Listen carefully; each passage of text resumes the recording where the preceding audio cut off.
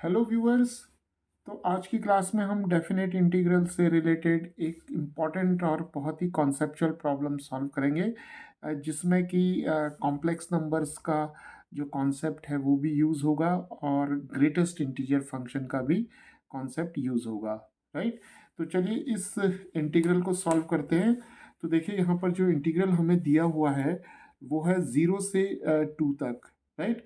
और यहाँ पर जो इंटीग्रैंड है हमारे पास वो है square of greatest integer of argument of the mod of complex number z। Right. तो यहाँ पर z एक कॉम्प्लेक्स नंबर दिया हुआ है और हमें इस इंटीग्रल की वैल्यू फाइंड आउट करनी है। राइट। तो चलिए इंटीग्रल को हम i ले लेते हैं यहाँ पर।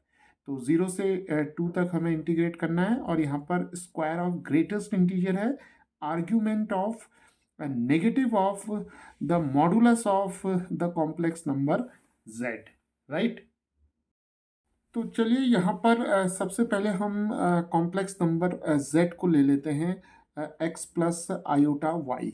राइट। तो आयोटा को हम यहाँ पर i कहेंगे, तो z is equal to x plus i y है हमारे पास। राइट। तो देखिए z का जो मॉडुलस होगा वो होगा मॉड ऑफ z जो होगा वो हो जाएगा square root of x square plus y square. Right. तो इस कॉम्प्लेक्स नंबर का जो मैग्नीट्यूड होगा वो है modulus of z that is equal to square root of x square plus y square.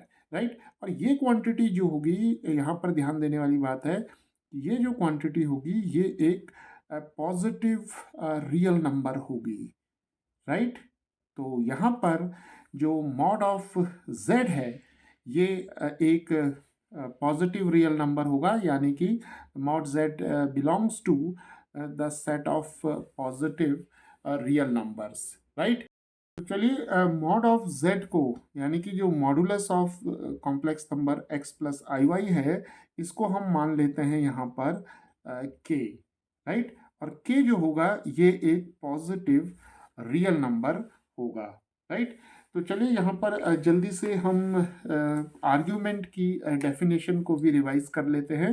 देखिए अगर कोई कॉम्प्लेक्स नंबर हमारे पास z is equal to x plus iota y है, तो इसका जो आर्ग्यूमेंट होगा, यानी कि आर्ग्यूमेंट ऑफ z, जिसे कि हम थीटा से डिनोट कर सकते हैं, तो इसे हम लिखते हैं tan inverse of y over x।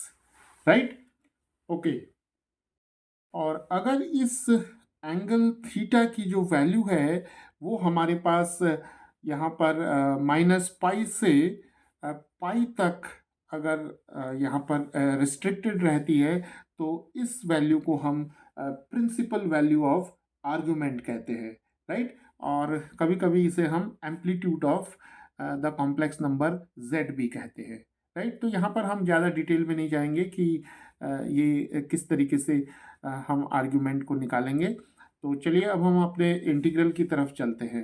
Right. तो देखिए अब हम इस इंटीग्रल को कैसे लिख सकते हैं, i is equal to 0 to 2 greatest integer हो जाएगा और argument of negative of k आ जाएगा। राइट। और यहाँ पर हमारे पास square of greatest integer of argument of minus k आ जाएगा। राइट। चलिए अब देखिए इस माइनस के को हम कैसे लिख सकते हैं। राइट। तो देखिए माइनस के को हम लिख सकते हैं माइनस के प्लस आयोटा टाइम्स 0। राइट। क्योंकि माइनस के जो है ये एक रियल नंबर होगा। मॉड ऑफ z जो है, मॉडुलस ऑफ z जो था वो k था। राइट। जो कि एक पॉजिटिव रियल नंबर है। तो नेगेटिव k को हम लिख सकते हैं माइनस के प्लस आयोटा 0, यानी कि x plus iota y form में लिख सकते हैं। राइट। तो देखिए जब हम इस कॉम्प्लेक्स नंबर को कोऑर्डिनेट प्लेन के ऊपर कोऑर्डिनेट्स के फॉर्म में लिखेंगे, तो देखिए ये कोऑर्डिनेट जो आएगा वो माइनस के कॉमा 0 आ जाएगा। राइट। क्योंकि ये x हो जाएगा और ये y हो जाएगा, यानी कि ये x plus iota y form में है। राइट। तो अब अगर हम यहाँ पर कोऑर्डिनेट सिस्टम बनाएंगे, तो ये x एक्सिस हो जाएगी, ये y एक्सिस हो जाएगी। राइट। तो अब देखिए जो हमारा पॉइंट यहाँ पर जो माइनस के है, यानी कि ये जो कॉम्प्लेक्स नंबर माइनस के है, ये कॉम्प्लेक्स नंबर जो होगा वो एक्स एक्सिस के ऊपर लाई करेगा। तो -k, 0 यहाँ पर कोऑर्डिनेट्स है, राइट। तो ये पॉइंट कहीं यहाँ पर होगा, क्योंकि यहाँ पर जो एक्स कोऑर्डिनेट है वो नेगेटिव है, तो ये -k, 0 हो जाएगा, राइट। तो यहाँ पर अब जो आर्ग्यूमेंट आएगा माइनस के का मतलब यहाँ पर -k+i/0 से है। तो देखिए ये आर्ग्यूमेंट जो होगा वो पाई आ जाएगा, राइट। तो यहाँ पर जो आर्ग्यूमेंट की जो डेफिनेशन थी वो थी theta is equal to tan inverse y/x, right. और जब थीटा की वैल्यू -पाई और पाई के बीच में रहती है तो इसे हम principal value of the argument कहते हैं, राइट।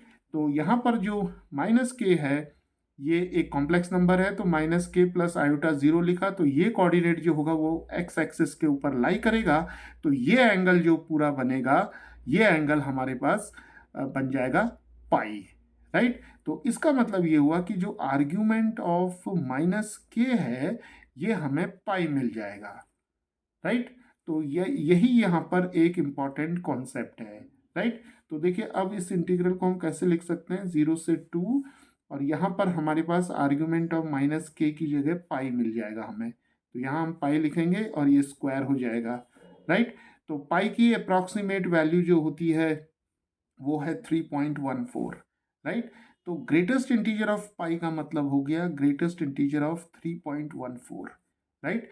तो ग्रेटेस्ट इंटीजर फंक्शन की अगर हम डेफिनेशन यहाँ पर अप्लाई करेंगे तो ग्रेटेस्ट इंटीजर ऑफ 3.14 जो होगा वो 3 आ जाएगा, राइट। तो यहाँ पर देखिए अब हम लिख सकते हैं इसे 3 का स्क्वायर, राइट। तो 3 का स्क्वायर 9 हो जाएगा। तो हम इसे लिख सकते हैं 0 to 2 9dx। 9 को हम बाहर ले लेंगे तो 9, और इंटीग्रेट करेंगे तो x मिलेगा हमें, और 0 से 2 तक लिमिट हो जाएगी, तो 9 times 2 minus 0 that is 18, right. तो इस इंटीग्रल की जो वैल्यू होगी वो हमें 18 मिल जाएगी, राइट।